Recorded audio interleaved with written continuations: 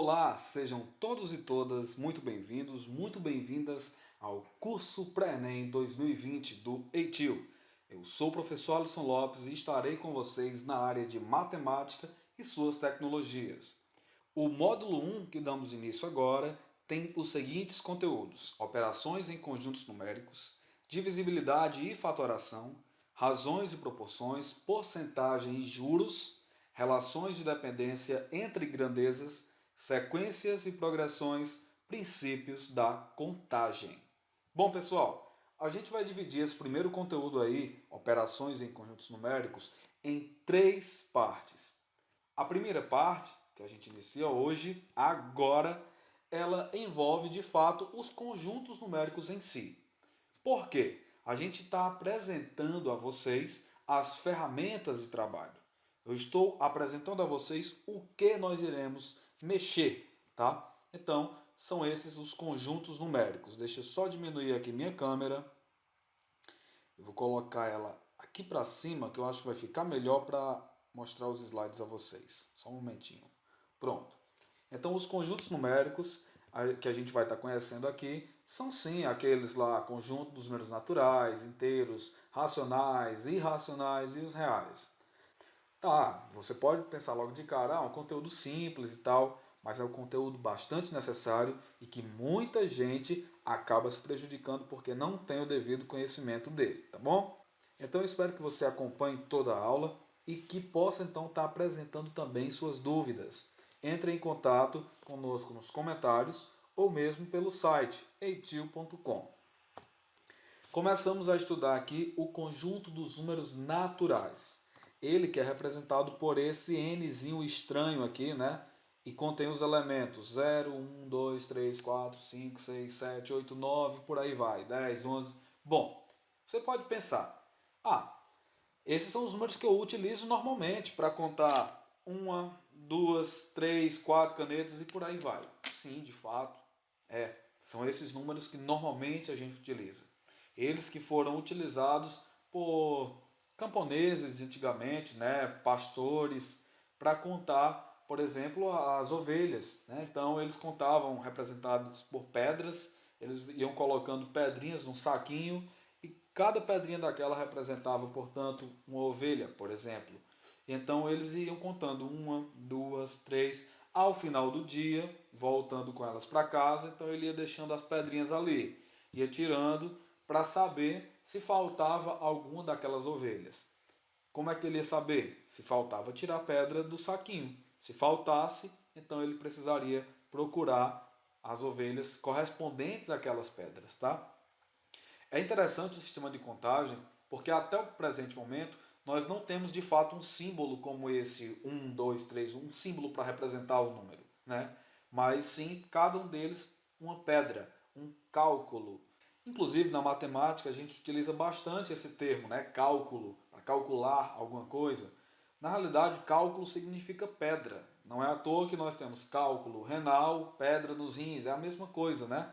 Então, as pedras elas eram utilizadas inicialmente para calcular. Mas por que é que nós temos um símbolo para o 0, para o 1, para o 2, para o 3, para o 4, 5, 6, 7, 8, 9 e a partir do 10 nós não temos novos símbolos? Por que eu não tenho um símbolo só para o 10, para essa quantidade? Por que eu não tenho um símbolo só para a quantidade 11 e por aí vai? É porque, pessoal, o sistema que a gente utiliza para contar é o sistema de numeração decimal. E isso vem por conta disso aqui, ó. 5 dedos numa mão, 5 dedos na outra. Então nós temos 10 dedos. Assim ficava fácil de contar. 1, 2, 3, 4, 5, 6, 7, 8, 9, 10. Tá? Então os nossos dedos eles serviram e servem até hoje para contar coisas de 10 em 10. Então, o sistema de numeração decimal ele é baseado nisso, na contagem de 10 em 10. Então é por isso que contou até 9 quando fechou o décimo, você então preenche uma dezena. Aí você conta 11, 12, 13, 14, 15, 16, 17, 18, 19, 20, preencheu duas dezenas. Passa 21, 22, 23 e por aí vai. Então, cada vez que você preenche os 10 dedos, que você conta os 10 dedos, você então está fazendo um preenchimento de cada dezena, né? Tem até um estilo de contagem aí, oriental, que parece o jutsu lá do Naruto, uns menininhos contando de jeito. Talvez vocês já tenham visto uns vídeos aí que rolam na internet, é bem engraçado. Eles fazendo alguns movimentos assim, eles vão contando justamente cada dedo um número, né? E eles vão fazendo ali somas, subtrações e por aí vai. Bom, o nosso sistema de numeração decimal ele é representado por esses símbolos, como eu já mencionei. E aqui eu estou colocando um zero à esquerda, que na realidade não tem uma influência, não influi nem contribui esse zero aí à esquerda. O número 1 continua sendo 1, o 2 continua sendo 2, não influi nada esse zero aí. Mas eu estou colocando porque eu estou mostrando que nós não temos dezena alguma. Está zerada a casa da dezena. A partir de 10, a gente tem uma dezena completa, né? Quando a gente fecha os 10, a gente tem uma dezena completa e 0 unidades. Agora a gente está tratando de um outro âmbito, as dezenas. Quando a gente fala em 11, 12, então a gente vai ter uma dezena e uma unidade. Então 10 mais 1, 11. 10 mais 2, 12. 10 mais 3, 13. Então nós vamos ter aí a dezena, né? O primeiro número, e a unidade, o segundo. Assim vai ser na casa dos 20, na casa dos 30 e por aí vai. Vai ser sempre dessa maneira que será representado. Perceba que a unidade ela vai sempre se repetir. 0, 1, 2, 3, 4, tá? O que muda a cada período desse de 10 em 10 vai ser a casa da dezena. Então, 10, 20, o outro 30 e por aí vai. Quando a gente chega lá no 99, que vai somar mais uma unidade e chega então no 100, então por que a gente cria 3 casas? Porque agora nós temos 10 dezenas, que formam 100. Lembrem-se, o nosso sistema é de numeração decimal. Logo, a gente sempre vai buscar contar grupos de 10 em 10. Aqui na representação da reta numérica, nós temos do 0 ao 10, por exemplo, segue aí esses números ao infinito. E eles são contados de uma em uma casa. Bom, o próximo conjunto que a gente vai estar estudando é o conjunto dos números inteiros, que é representado por aquela letra Z, também ali com 2 cortes, né? E diferente do conjunto dos números naturais, vejam só, aqui a gente parte do zero. Não tem número algum antes do zero. Mas aqui para frente é infinito. No conjunto dos números inteiros, eu tenho o infinito negativo e tenho o infinito positivo. O zero está centralizado e nós temos então esses dois infinitos aí. Veja que nós temos números positivos, temos números negativos e eles são exatamente o oposto um do outro. Como se o zero fosse um espelho, que está exatamente ao meio do real e do virtual, né? Então, os números positivos e os números negativos. Por que eu comparo os números negativos com números virtuais, com algo virtual? Porque, de fato, é isso que eles são. Tá? Inclusive, foi algo que, por muito tempo, não foi aceito, né, a ideia desses números, porque eles não eram palpáveis. Não dava para a gente triscar numa quantidade negativa. Não tem como eu pegar em menos 2 canetas. Eu posso pegar em mais 2 canetas, em menos 2 não. Então, até quando se achou de fato o uso e mais matemáticos apareceram para defender a ideia deles, é que eles de fato foram introduzidos mesmo em estudos. E o interessante disso é que eles não puderam entrar no conjunto dos números naturais. Teve que ser construído um novo conjunto de números. Percebam que o conjunto dos números inteiros, esse conjunto que a gente menciona que entram os negativos, compreende também todos os naturais. 0, 1, 2, 3, está tudo aqui os naturais. Só que os inteiros têm todos os naturais e mais os números negativos. Então, na reta numérica, nós temos o infinito negativo, o infinito positivo, o zero ao centro com todos os números aí espelhados, né? Todos esses números são opostos uns dos outros. Então, o menos 1 é oposto do mais 1. ou o mais 1 oposto do menos 1, tanto faz. Então, o menos 1000 tem como oposto mais 1000. Então, um é oposto do outro, tá bom? O conjunto dos números racionais, ele não é representado exatamente com uma quantidade de números enfileirados, como os dois primeiros conjuntos, né? 0, 1, 2, 3, 4. Ele é representado dessa forma, no qual o número de cima da fração é pertencente aos números inteiros, ao conjunto dos números inteiros, e o número de baixo da fração é pertencente ao conjunto dos números inteiros, com exceção de zero. É isso que esse asterisco significa, com exceção de zero. Ele não significa com exceção de algum número, do 1, do 2, do 3, não. É com exceção especificamente do zero. E por que isso? Porque o número de baixo, pessoal, de uma fração, ele está dividindo o número de cima. E não existe uma divisão por zero. Não tem como você pegar 2 e dividir para zero. Não tem como você pegar 5 dividido para zero. Então, o número de baixo jamais pode ser zero. Então, tanto o de cima como o de baixo, eles podem ser qualquer número inteiro. Porém, o de baixo não pode ser zero. Veja que o de cima pode ser menos 4, menos 3, 20, 100, ou até o zero. O de cima pode ser zero. Ele pode ser qualquer número inteiro, né, dos conjuntos que a gente viu anteriormente. Mas não pode ser qualquer número inteiro o número de baixo, porque o número de baixo exclui um desses números inteiros, o zero, porque não existe divisão por zero. Bom, vamos trazer aqui alguns exemplos desses números racionais aí. Por exemplo, 1 dividido para 3, 1 sobre 3. Esse é um número racional? Ele atende os requisitos. Perceba, A, que é o número de cima, é um número inteiro. Então, o 1, que é o número aqui de cima, ele é um número inteiro? Então está valendo. B, que é o número de baixo, pode ser também qualquer número inteiro. Porém, não pode ser o zero, o asterisco aqui. O 3 é um número inteiro diferente de zero? Sim. Então, essa fração, ela, de fato, é um número racional. E veja que se você fizer a divisão, 1 dividido para 3, fizer a continha lá, vai dar isso aqui, ó, 0,33333, infinitamente esses 3 aí se repetindo. Então, aqui se trata de uma dízima periódica. Periódica porque tem um período, um número específico que está se repetindo, que nesse caso é o 3.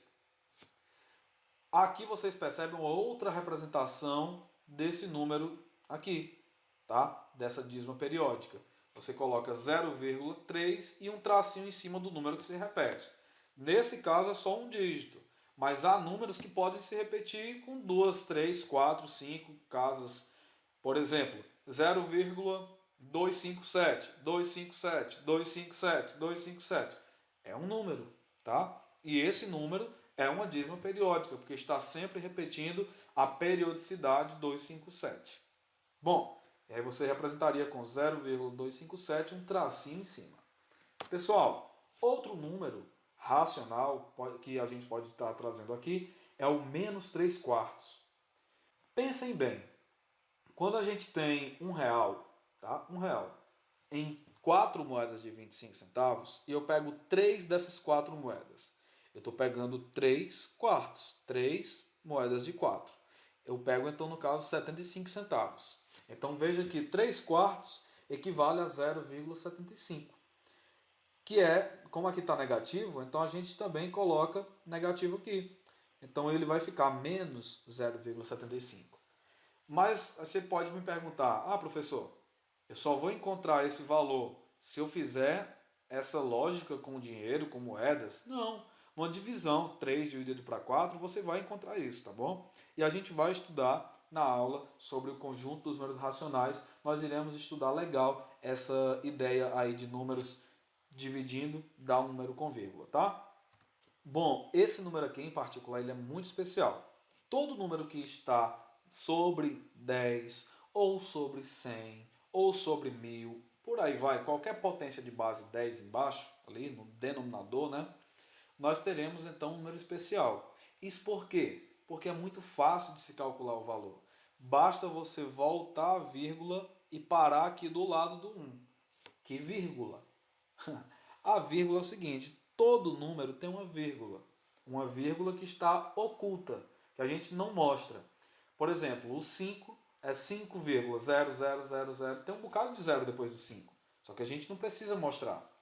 Por exemplo, eu não posso escrever R$ 5 como 5,00, eu posso escrever. Então, na realidade, aquela vírgula existe, só que eu não preciso mostrá-la quando eu não tenho números depois da vírgula, quando o único número que eu tenho é zero. Então, a gente não mostra ela, mas existe. No caso do 10, da mesma forma, aqui eu tenho 10,00, um bocado de zero aqui. Mas eu não preciso mostrar, porque só o que eu tenho depois da vírgula é zero. Da mesma forma aqui, eu tenho 1,0 aqui em cima, que é o próprio 1. Então, se eu volto a vírgula de baixo, obrigatoriamente eu tenho que voltar de cima. Então, volto aqui, vai ficar 0,1 sobre 1,0, que é 1. Ou seja, 0,1 sobre 1 é o 0,1. Então, toda vida que você tem uma potência de base 10, fica muito fácil de você calcular. Por quê? Porque basta voltar a vírgula até deixar só o número 1 embaixo. A quantidade de casas que você voltar embaixo é a mesma quantidade de casas que você vai voltar em cima. É bem simples de verdade. Por exemplo, aqui mesmo, ó, se você multiplicar o 4 por 25, fica 100. Multiplica o menos 3 por 25, vai ficar menos 75.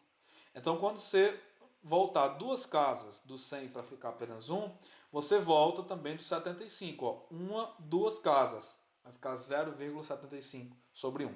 Menos 0,75 sobre 1. Tá bom? É bem fácil. Toda vida que você tiver com o 100, 10, 1000, qualquer potência de base 10 embaixo, facilita muito para você chegar na resposta correta. E esses números podem ser representados na reta numérica da seguinte maneira. Os infinitos, né? O zero ao centro. Até o momento a gente estava vendo apenas uma casa, né? De um número para outro. 0 para o menos 1, do menos 1 para o menos 2, do 0 para o mais 1, do mais 1 para o mais 2 e por aí vai.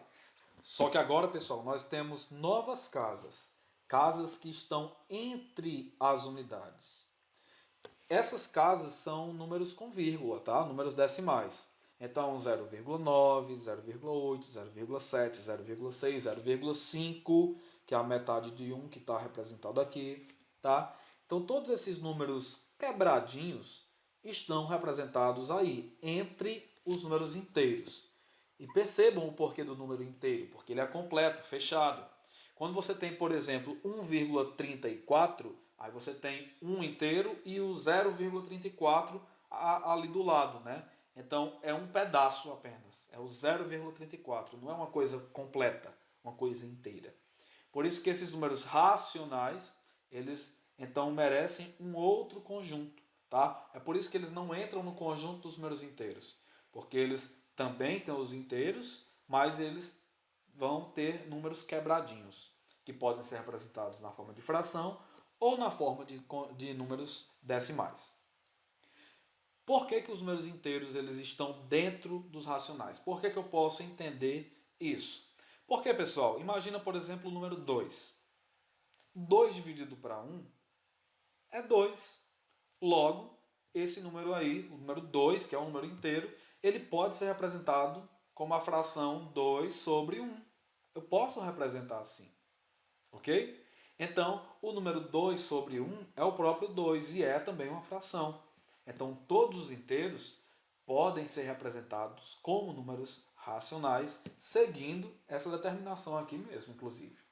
Bom, o conjunto dos números irracionais, eles são dízimas não periódicas. Vocês viram a dízima periódica e agora eu estou mostrando dízimas que não são periódicas. São números que não irão ter uma periodicidade, ou seja, um grupo de números se repetindo.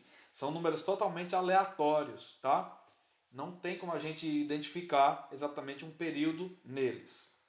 E muito menos transformar eles em fração. Não tem como. Então, por não ter como transformar em fração, não tem como a gente transformar nisso aqui, ó. Não tem como a gente montar isso. Logo, não pode ser racional. Ele será, então, irracional. O caso mais clássico de número irracional é o número π. 3,14, né? Aproximadamente. Porque na realidade esse número é 3,1416 e mais uma infinidade de números aí. Se você pesquisar no Google mesmo, ou botar no seu celular, na calculadora, você vai ver que é um número gigantesco, infinito e que não existe uma periodicidade. Então a gente às vezes aproxima para 3,14, às vezes até para o 3 mesmo, mas não tem de fato um número dividido para outro que dê π. Da mesma forma, nós temos esse número, esse outro, são números que não seguem de fato um valor exato de periodicidade, um mesmo grupo de números se repetindo. Não existe. Por mais que nós temos aqui 1, 2, 3, 4, 5, 6, 7, 8, 9, o que parece 10, o que parece 11, o que parece 12, né, dá a ideia que vai continuar 13, 14, 15, mas você não está vendo um grupo se repetir. Tem que estar um mesmo grupo, tipo 1, 2, 3, 1, 2, 3, 1, 2, 3 e aí vai. Não é o que está acontecendo aqui, tá bom? Então aqui, ó, você até vê o 9 e 8 aqui no final e o 9 e 8 aqui também pelo meio. Mas não está se repetindo um grupo. Se fosse 1, 3, 5, 4, 0, 7, 9, 8, e aqui de novo, 1, 3, 5, 4, 7, 4, 0, 7, 9, 8, aí sim era uma repetição, mas não é o caso, tá bom? Então, não é porque dois números estão se repetindo que obrigatoriamente já haverá um número racional. Não, tá bom? Então, nenhum desses números eu consigo, pessoal, transformar em razão, em divisão, em fração. Não consigo. Portanto, eles são irracionais, eles não têm uma razão. O conjunto dos números reais, eles vêm, então, abraçar todos eles. Pois, como nós vimos, o conjunto dos números naturais, 0, 1, 2, 3, né? Eles estão contidos no conjunto dos números inteiros. Pois o conjunto dos números inteiros tem todos os números naturais dentro de si e também mais alguns números, que são os números negativos. O conjunto dos números racionais tem todos os números inteiros sobre 1, né? E também vários números quebradinhos. E o conjunto dos números irracionais é um outro conjunto, à parte, né? Ele tem um outro estilo de número que não pode virar razão. Então, de um lado você tem o conjunto dos números racionais e do outro o conjunto dos números irracionais. Então, o conjunto dos números reais vem abraçar tudo e vem dizer, olha, você pode utilizar todos esses números. Então, quando você faz uma questão que diz que você pode utilizar o conjunto dos números reais para resolver, significa que você pode pegar qualquer número desses que a gente falou aqui, tá bom? Então, é bem isso, pessoal. Para a gente finalizar o nosso conteúdo de hoje, eu vou explicar melhor esses símbolos que ficam ao lado desses conjuntos, né? Quando não aparece símbolo algum, então é o conjunto limpo e seco, conjunto dos números inteiros. Quando aparece um símbolozinho, por exemplo, o asterisco, é o conjunto dos números inteiros não nulos, ou seja, o zero é o nulo. Quando eu estou botando o asterisco, eu estou tirando o nulo, né? Então são todos os números que não são nulos, todos os positivos e todos os negativos. No caso desse aqui, ó, com o mais embaixo, ele parece que vai ser o conjunto dos números inteiros positivos, mas não é. Por quê? Porque eu não estou excluindo o zero. E o zero não é positivo e nem é negativo. Então, quando você não exclui o zero, você só está tirando os negativos.